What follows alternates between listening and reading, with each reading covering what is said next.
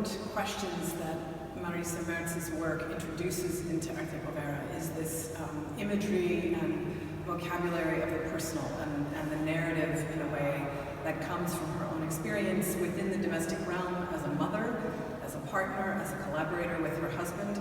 But very early on, she introduces into these big accumulations of material, into these very ambitious big installations, specific references to her family, to her daughter in particular, and to really her life.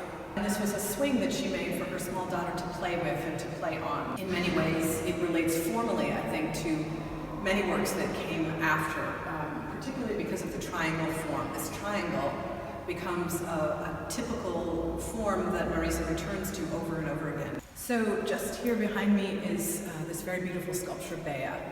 And Bea is the name of her daughter, Beatrice. It's also, of course, the character from Dante.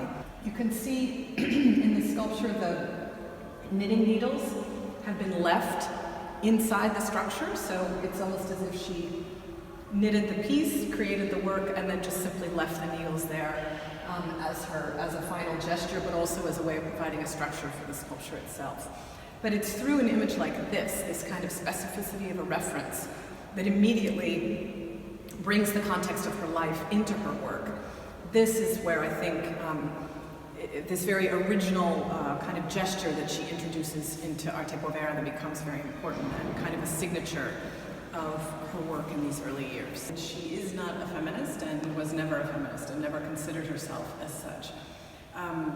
But that said, I do think that her role as the only woman associated with Arte Povera is very important in terms of the questions that she opens up within that movement. I think that there's something very powerful about seeing the work of a 91-year-old artist still working very strongly in more or less just her home, in somewhat isolation at this point in Torino, but still working and making a body of work that is so personal and so eccentric in some ways, very poetic, but so consistent and true to her own vision.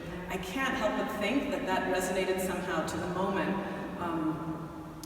this very powerful moment of women coming together and occupying public space and this, all over the world, that there was something that made changed the reception of the work, I think.